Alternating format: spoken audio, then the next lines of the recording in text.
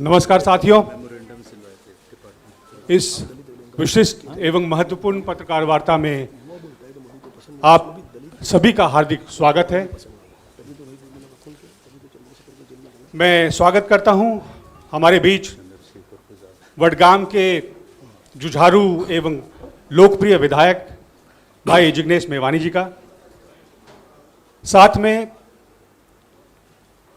भाई राजेश लिलोतिया, अध्यक्ष अनुसूचित जाति विभाग AICC के, एवं अखिल भारतीय कांग्रेस कमेटी की राष्ट्रीय प्रवक्ता श्रीमती सुप्रिया श्रीनेत जी का। साथियों, जब किसी राज्य की पुलिस 2500 किलोमीटर की यात्रा करके रात के अंधेरे में किसी विधायक को गिरफ्तार करने के लिए पहुंचे तो बड़ी चिंता की बात है। और पिछले 8 वर्षों में पहले ये सामान्य लोगों के साथ होता था, सोशल मीडिया पोस्ट के लिए, उसके बाद आप पत्रकार साथियों के साथ होने लगा, समाज सेवकों के साथ होने लगा, बुद्धिजीवियों के साथ होने लगा, और अब विपक्ष के नेताओं के साथ भी यह होने लगा है। पर जिग्नेश भाई ने भी बता दिया कि ये फ्लावर नहीं फायर है। मैं आग्रह करूंगा उनसे कि वो पत्रकार वार्ता को संबोधित करें।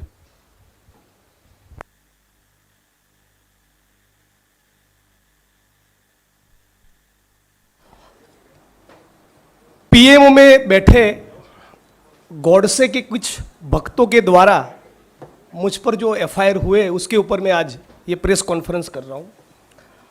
साथियों,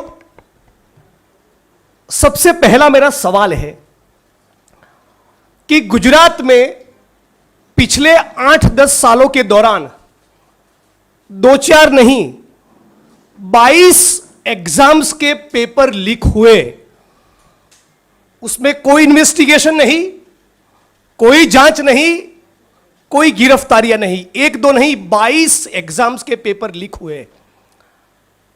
गुजरात में मुंद्रा के पोर्ट पर 1,75,000 करोड़ का ड्रग्स पाया गया। आई रिपीट, जिसकी इंटरनेशनल मार्केट में कीमत 1,75,000 करोड़ है, उतना ड्रग्स पाया गया जिस मुंद्रा के पोर्ट पे। यदि आपके घर में 10 ग्राम भी ड्रग्स पकड़ा गया, पत्रकार साथियों, आपको भी नहीं छोड़ेंगे। लेकिन गौतम अदानी साहब, उनके खिलाफ कोई कार्रवाई नहीं, कोई FIR नहीं, कोई जांच नहीं, कोई इन्वेस्टिगेशन और इंट्रोगेशन के लिए एक बार भी नहीं बुलाया। गुजरात भाजपा की एक दलित समाज की महिला कार्यकर्ता ने भाजपा के सिटिंग मंत्री के खिलाफ लगातार बलात्कार करने का इल्जाम लगाया। This is discussed in the assembly of Gujarat. Gujarat की विधानसभा में भी इस मुद्दे को उठाया गया। उस मामले में पर भी कोई इन्वेस्टिगेशन नहीं, कोई जांच नहीं, कोई FIR नहीं। इस देश में धर्म संसद के नाम पे एक स्पेसिफिक समुदाय के लोगों के जीनोसाइड का कॉल दिया जाता है, कोई इन्वेस्टिगेशन नहीं होता, कोई जांच नहीं होती। कुछ लोग पब्लिकली कहते हैं कि गोली मारो सालों को, फिर भी उसमें इन्वेस्टिगेशन नहीं होता, जांच नहीं होती, FIR नहीं होती। और मेरे केवल एक ट्वीट करने पर पीएमओ में बैठे गॉडसे के भक्तों ने इतने संगीन 2 FIR मुझ पर कर दिए। What does it show? ये क्या दिखाता है? गुजरात की सरकार, प्रधानमंत्री और देश की मोदी सरकार की मंशा क्या है, उनका इंटेंशन क्या है, उनकी प्रायोरिटी क्या है? 1,75,000 करोड़ का ड्रग्स पकड़ा जा रहा है, उसमें आप किसी की जांच नहीं करना चाहते। एक दलित महिला भाजपा के मंत्री के खिलाफ बलात्कार का इल्जाम लगाती है, आप उसमें कोई जांच नहीं करना चाहते। 1-2 नहीं 22 एग्जाम्स के पेपर लीक होते हैं, आप उसमें कोई जांच नहीं करना चाहते। लेकिन मैंने केवल एक ट्वीट कर दिया, और ट्वीट का कंटेंट क्या है? मैंने केवल यही कहा कि गुजरात के हिम्मतनगर, खंभात और वेरावल, इन 3 जगह पर जहां पर कम्युनल टेंशन हुआ है, कम्युनल क्लैशेस हुए हैं, तो चूंकि जब प्रधानमंत्री गुजरात से है और वो गुजरात के दौरे पर है, गुजरात आने वाले हैं, तो मैं उनको विनती करता हूं कि महात्मा का मंदिर बनाने वाले प्रधानमंत्री मोदी साहब, इस कम्युनल इश्यूज को देखते हुए आप जब गुजरात आ रहे हैं तो प्लीज शांति और अमन बनाए रखने का अपील करें। मैंने उनको यही अपील किया है कि आप गुजरात की जनता को कहें कि दंगा फसाद ना हो, पीस और हार्मनी मेंटेन करिए। क्या इस देश में शांति और अमन बनाए रखने का अपील प्रधानमंत्री करे, ये कहना कौन से कानून के तहत ये ऑफेंस बनता है? और यदि उनको तकलीफ मिर्ची इस बात से लगी कि मैंने ये कहा कि गोडसे के भक्त है, तो मैं इस प्रेस कॉन्फ्रेंस के माध्यम से उनको चैलेंज करता हूं कि भैया लाल किले की प्राचीर पे चढ़ के गोडसे मुर्दाबाद का नारा एक बार लगा दीजिए तो दूध का दूध और पानी का पानी हो जाए। आज जो भी सब्जेक्ट पे इस देश के न्यूज चैनल्स में डिबेट हो, वहां भाजपा के सारे पत्रकार कहे कि गोडसे मुर्दाबाद, तो वो सवाल ही नहीं रहेगा। लेकिन आप शांति और अमन का अपील नहीं करना चाहते और 19 तारीख को मेरे खिलाफ एफआईआर होता है, मैं सिटिंग एमएलए हूं, अचानक पुलिस रातों रात 2500 किलोमीटर की दूरी तय करके आसाम से गुजरात आती है। 19 तारीख को एफआईआर हुआ, मुझे समझ नहीं आ रहा है उन्होंने कितने बजे फ्लाइट बुक करवाया।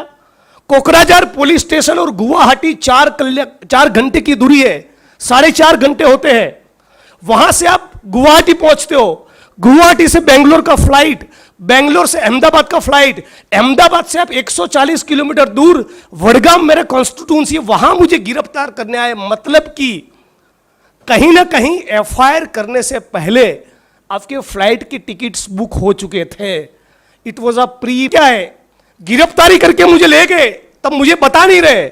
उनको मालूम है कि मैं लॉयर हूं, लॉ मेकर हूं, मुझे बोल नहीं रहे कि कौन सा मुकदमा है।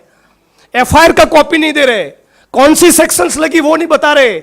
मेरे परिवार से, मेरे माता पिता से बात करने की अनुमति नहीं, मेरे लॉयर से बात करने नहीं दिया।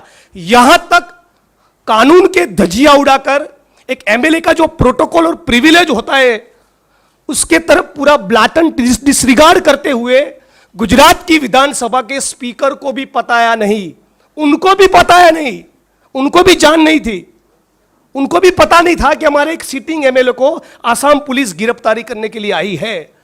वो जब आसाम पहुंचे, शायद उसके बाद मैं उनकी कस्टडी में गया, तब शायद गुजरात की विधानसभा के स्पीकर को बताया गया कि आपके एमएलए को हम लोगों ने गिरफ्तार किया है। तो मैं तो मानता हूं ये आसाम की पुलिस ने गुजरात की अस्मिता और गुजरात के गौरव को खंडित किया है और ये गुजरात की सरकार के लिए शर्मिंदगी की बात होनी चाहिए। इसमें उनकी इतनी थू हुई, बावजूद उसके उनको शर्मिंदगी महसूस न हुई। एक महिला को आगे किया और दूसरा एफआईआर मुझ पे करवाया। मैं मानता हूं इससे बड़ी बुजदिली और कायरता कुछ नहीं हो सकती। मैं ये कहना चाहूंगा कि ये है 56 इंच की कायरता, ये है 56 इंच की बुजदिली। आप एक महिला को आगे करके 2500 किलोमीटर दूर बैठे किसी सिटिंग एमएलए के खिलाफ इतना फर्जी मुकदमा करते हैं। और ये केवल मेरा एलिगेशन नहीं, मेरे पास आसाम की जुडिशरी का बेल ऑर्डर है। क्या कहती है आसाम की judiciary? Instant FIR in the second information and seems to be manufactured. ये एफआईआर मैन्युफैक्चर्ड है, यह आसाम का जुडिशरी कह रहा है। उनका कमेंट है, this FIR is not maintainable. मेरे खिलाफ कोई मुकदमा बनता ही नहीं। आसाम की जुडिशरी कह रही है, commission of the offence under the section 353 IPC prima facie is not establish. Prima facie मेरे खिलाफ कोई केस बनता ही नहीं। No sane person will ever try to outrage the modesty of a lady police officer in presence of 2 male police officers. ये आसाम की judiciary कह रही है। The contrary to the FIR, the victim woman has deposed a different story before the learned magistrate. जज महोदय के सामने उन्होंने कुछ कहा और एफआईआर की जो सूचना है, एफआईआर में जो इंफॉर्मेशन है, जो एलिगेशन है मेरे खिलाफ, दोनों के बीच में बहुत अंतर है। कौन कह रहा है? ये बेल का ऑर्डर कह रहा है। इसी ऑर्डर में जज महोदय ने लिखा है, इन view of the about testimony of the victim woman, the instant case is manufactured for the purpose of keeping the accused Shri Jignesh Mevani in detention for a longer period, abusing the process of court and abusing the process of law. Instant FIR is not maintainable in the court of law. Honorable Guwahati court may perhaps consider directing the Assam police to reform itself. ये court का order कह रहा है कि हम गुवाहाटी की high court को appeal करेंगे कि आसाम पुलिस अपने चरित्र को सुधारे। ये आसाम पुलिस क्या कह रही है, क्या कर रही है, किसके इशारों पर कर रही है, किसके कहने पर कर रही है? जुडिशरी ने यहां तक कहा कि आपकी कस्टडी में कोई अक्यूज्ड है और आपको सब कुछ दूध का दूध और पानी का पानी करना है तो आप अपने बदन पे सीसीटीवी कैमरा लगाइए। इस प्रकार का कमेंट आसाम की जुडिशरी को करना पड़ा। इससे ज्यादा शर्मिंदगी की बात क्या हो सकती है कि आप एक महिला का इस्तेमाल एक सिटिंग एमएलए को बदनाम करने के लिए कर रहे हैं, और इतना स्ट्रॉन्ग ऑब्जर्वेशंस होने के बावजूद भी एक बार भी आसाम की सरकार को शर्मिंदगी महसूस नहीं हुई। तो सवाल यह है कि आसाम की सरकार को अचानक क्या मन हुआ कि 2500 किलोमीटर दूर बैठे गुजरात के उस विधायक जिग्नेश मेवानी के खिलाफ एफआईआर करे। मेरा यह दावा है, मेरा यह आरोप है, यह प्राइम मिनिस्टर ऑफ इंडिया की ऑफिस से डिजाइन हुआ कॉन्स्पिरेसी है। गुजरात में चुनाव है और वो चाहता है कि मुझे बदनाम किया जाए, मुझे डिस्ट्रॉय किया जाए, और यहां तक मानो मैं कोई टेररिस्ट हूं। मेरे घर पे छापे किए, मेरे कंप्यूटर को सीज किया, मेरे एमएलए क्वार्टर पे रेड की, लैपटॉप को सीज किया, मेरे कॉन्स्टिट्यूएंसी की ऑफिस पे गए, मेरे शेयर टीम के लोगों के मोबाइल जब्त कर लिए। टीम के लोग जब अपने घर पे नहीं मिले, उनके मां बाप के मोबाइल जब्त कर दिए। मैं साथियों कहना चाहता हूं, हम लोग पेगासस के एरा में जी रहे, जहां पर भारत इस मोदी सरकार के खिलाफ एलिगेशन है कि इस सरकार ने पत्रकार, ह्यूमन राइट्स का काम करने वाले वकील और विपक्ष के नेताओं के मोबाइल और कंप्यूटर में स्पाईवेयर को घुसेड़ा है, इंस्टॉल किया है गैरकानूनी तरीके से। इस दौर में जब जी रहे हैं तो मुझे ये एप्रीहेंशन, चिंता क्यों ना हो कि जो मेरा कंप्यूटर लिया, जो मेरा लैपटॉप सीज किया, जो मेरे मोबाइल के इंस्ट्रूमेंट लिए, मेरी टीम के लोगों के मोबाइल जब्त की, उसमें देयर इज एवरी चांस कि by now they may have planted something. अब तक उन्होंने उसमें कुछ प्लांट किया हो सकता है। तो सवाल यह हो रहा है कि इतना सारा फर्जीवाड़ा करने में प्रधानमंत्री को क्या रुचि है? इतना सारा फैब्रिकेटेड केसेस करके 2500 किलोमीटर दूर एक जेल में डालकर इस देश के लोकतंत्र को, भाजपा को क्या हासिल होगा? करने के लिए बहुत कुछ है। इन सारे मामलों में सरकार कुछ नहीं कर रही है, और एक ट्वीट करने पर इतना हल्ला, इतना शोर, इतना गिरफ्तारी, आधी रात को 12 बजे मानो किसी टेररिस्ट को आप गिरफ्तार कर रहे हो। उस प्रकार का जो आपने माहौल बनाया है, मैं मानता हूं ये देश के लिए, हमारे लोकतंत्र के लिए बहुत खतरनाक है। पहले उन्होंने रोहित वेमुला को सुसाइड के लिए मजबूर किया, दलित समाज के पत्रकार साथियों को जेल में डाला, चंद्रशेखर की गिरफ्तारी करवाई, और अब ये लोग मुझे खत्म करना चाहते हैं। कोई युवा बोले, कोई पत्रकार बोले, कोई वकील बोले, और उसमें भी यदि कोई दलित समाज का युवा लीडर बोलता है तो मोदी साहब अपने कास्ट बायस के चलते उसको हजम नहीं कर पा रहे। ये मैं आज इस प्रेस कॉन्फ्रेंस के माध्यम से आपके बीच में कहना चाहता हूं। और मोदी साहब भी गुजरात से है, हम भी गुजरात से है, तो उनको चैलेंज भी देना चाहते हैं कि मैं अपने खिलाफ जो मुकदमे हुए मैं उसको जेल लूंगा, मैं वो सब सहन करूंगा। अपने खिलाफ जो केस हुए दोनों, उसको वापस लेने की बात नहीं कर रहा हूं। लेकिन जिस प्रकार से गुजरात में पाटीदार कम्युनिटी के ऊपर हुए आंदोलन के दौरान के सारे केस वापस लिए, उसी प्रकार मेरे विधानसभा क्षेत्र वडगाम में जो भी माइनॉरिटी समाज के साथियों के ऊपर मुकदमे दर्ज हुए और उना के आंदोलन के वक्त जो एफआईआर हुए, जो मुकदमे दर्ज हुए, वो सारे केस आप वापस लीजिए।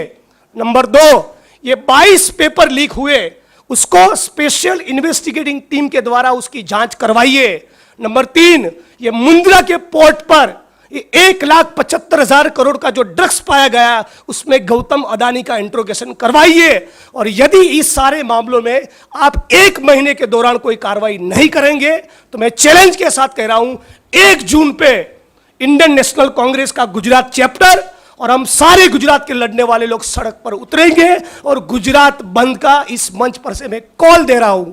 मोदी जी, आप भी गुजरात से हैं, मैं भी गुजरात से हूं, आप भी समझ लीजिए, जैसा कि मेरे साथी ने कहा, फ्लावर नहीं फायर है, झुकेगा नहीं। It's my challenge to you, prime minister of India. Thank you so much. धन्यवाद जिग्नेश भाई। राजेश भाई, आप कुछ ऐड करना चाहेंगे?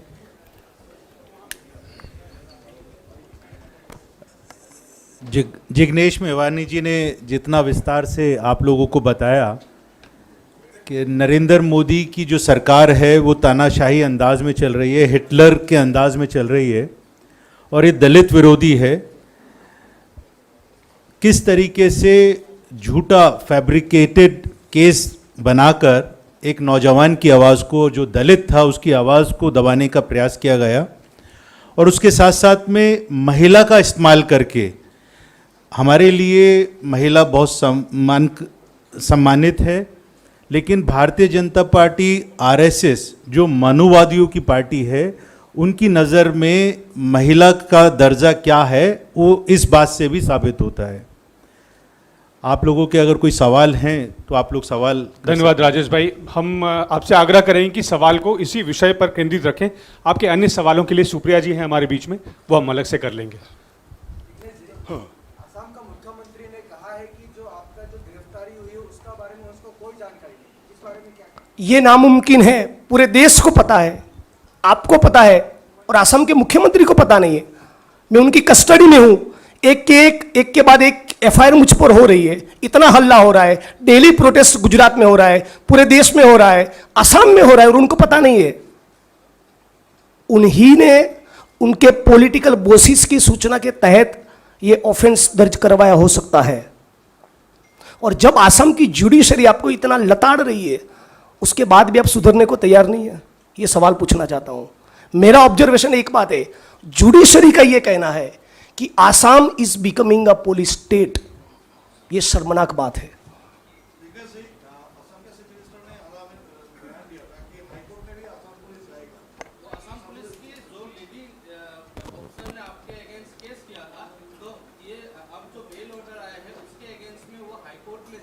तो वो बेल ऑर्डर को चैलेंज करना चाहते हैं, लेकिन अपने आप को पूछे कि जुडिशरी को क्यों कहना पड़ा कि ये फर्जी एफआईआर है, not maintainable in law, filed with mala fide intentions.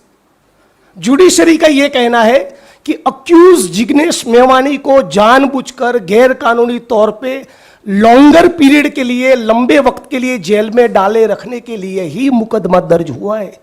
उसके बाद भी शर्मिंदगी से अपना सर झुकाकर माफी मांगने के बजाय अब अपील में जाने की बात कर रहे हो। It's a matter of shame. ये असम का कल्चर नहीं हो सकता। Thank you.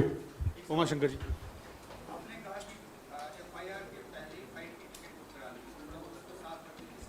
हाँ, ये 19 तारीख को मेरे खिलाफ एफआईआर हुआ। कोकराझार से गुवाहाटी का एयरपोर्ट 4 घंटे की दूरी पर है। गुवाहाटी से अहमदाबाद के डायरेक्ट फ्लाइट मिले तब भी आप अहमदाबाद लैंड करोगे, वहां से 140 किलोमीटर की दूरी पर मेरा विधानसभा का क्षेत्र हो रहा है। तो जिस मोमेंट पर एफआईआर हुआ, नेक्स्ट मोमेंट पर आपने गाड़ी निकाली और गुजरात के लिए निकल गए। Is it possible? और महिला वाला जो एफआईआर है, 5 पुलिस की गाड़ियों का काफला, मेरे बगल में ही उस पुलिसकर्मी को क्यों बिठाया? She could have been in any of the vehicle. Court का भी ये कहना है, मतलब कि ये प्री प्लान कॉन्स्पिरेसी है।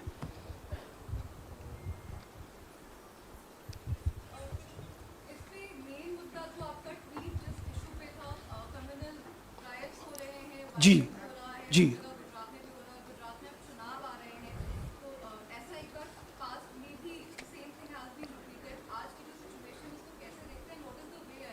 वही मैं कहना चाह रहा हूं कि यदि मेरे विधानसभा क्षेत्र में कोई कम्युनल क्लैश हो जाए, दंगा हो जाए, तो बतौर भारतीय नागरिक, बतौर एक इलेक्टेड रिप्रेजेंटेटिव मेरा क्या रिस्पॉन्सिबिलिटी होना चाहिए?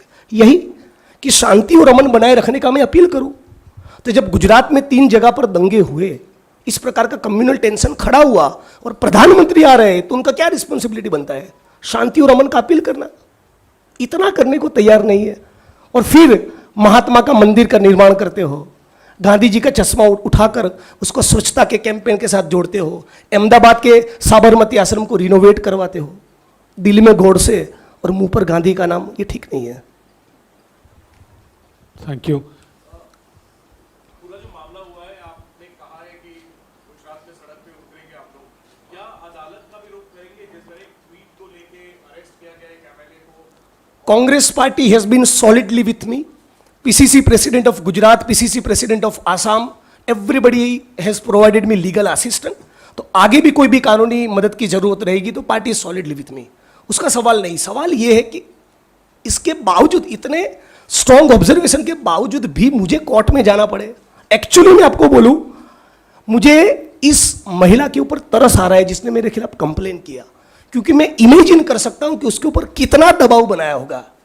अदरवाइज कोर्ट का जो ऑब्जर्वेशन है उसी के आधार पर I can file a case of criminal defamation red with criminal conspiracy 120B। Generosity दिखाकर मैं ये नहीं करूंगा, ये हमारा कल्चर नहीं है।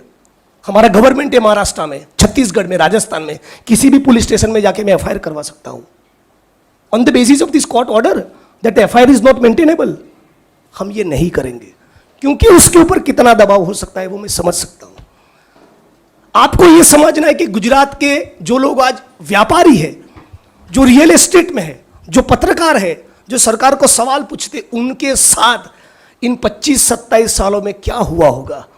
धवल पटेल नाम के एक पत्रकार को राष्ट्रद्रोह के आरोप में अंदर डाल दिया।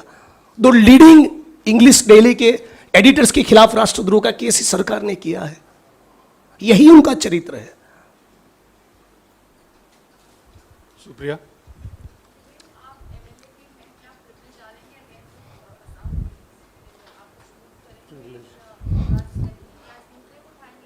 विधानसभा में मुद्दे को उठाएंगे, सड़क में भी उठाएंगे, लेकिन फ्रैंकली मैं कह रहा हूं, इतना सब होने के बावजूद उनका जो अटेम्प्ट था टू हैरेस मी, एक्चुअली मुझे हैरेस नहीं कर पाए। वो अपने माइंडसेट का भी मामला होता है। तो मेरे मन में कोई वेंडेटा नहीं है, कोई विंडिक्टिवनेस नहीं है। मैं यही चाहता हूं कि सरकार को शर्मिंदगी महसूस हो, और बाकी के जो मैंने सारे मुद्दे उठाए उस मुद्दों पे कार्रवाई करो ना। गुजरात का जो यूथ है उसको आप नशे की लत लगाना चाहते हो, उसकी रगों में खून के बजाय ड्रग्स भरना चाहते हो, इससे ज्यादा खतरनाक तो क्या हो सकता है। ये 25-50 ग्राम का मामला नहीं, 25,000 टन हेरोइन ड्रग्स, और अदानी साहब के पोर्ट पे लगातार आ ही रहा है। 21,000 करोड़ का, 600 करोड़ का, 9,000 करोड़ का, 50 करोड़ का, 55,000, टोटल अब तक 1,75,000 करोड़ हो गया। आप उसको एक बार पूछ नहीं रहे। यदि आपके और हमारे घर से थोड़ा भी ड्रग्स पकड़ा जाए, छोड़ेंगे आप सारे पत्रकार है, बावजूद उसके आपके ऊपर तुरंत गिरफ्तारी होगी। कम से कम आपको इंट्रोगेट किया जा रहा है। इस गौतम अदानी साहब की कोई पूछताछ ही नहीं हो रही। कौन है वो? Is he beyond law? Is he beyond Indian constitution? क्योंकि पीएमओ के साथ उनके गहरे ताल्लुकात है, क्योंकि मोदी साहब से बहुत गहरी दोस्ती है। ये भाजपा, पीएमओ और गौतम अदानी तीनों की मिली भगत के बिना इतना ड्रग्स गुजरात में आना, देश में आना नामुमकिन है।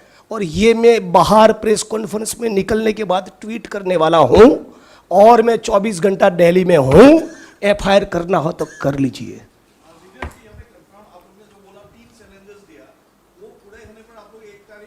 1 जून को गुजरात की सड़क पर उतरेंगे, गुजरात बंद करेंगे। मैं अपने केस वापस लेने की बात नहीं कर रहा हूं। ऊना के वक्त जो दलितों के ऊपर केस हुआ वो वापस लो। ये 22 एग्जाम्स का पेपर लीक हुआ, उसमें कोई जांच ही नहीं हो रही।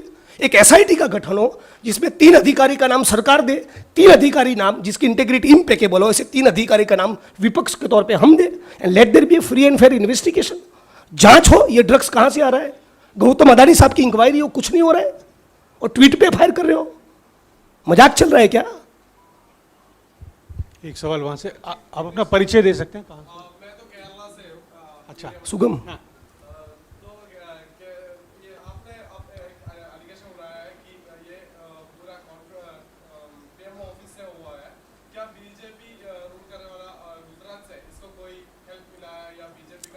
बिल्कुल बिल्कुल पीएमओ, आसाम पुलिस, आसाम की गवर्नमेंट, गुजरात पुलिस, गुजरात सरकार, उसका पूरा ये एक कलेक्टिव एफर्ट है, ये कलेक्टिव कॉन्स्पिरेसी है।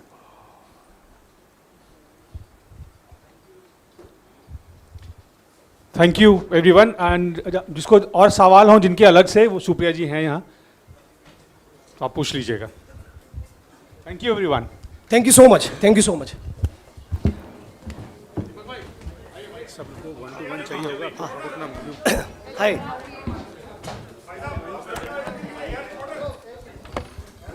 आप जा तो लेंगे, है ना? टिक टैक देंगे ना?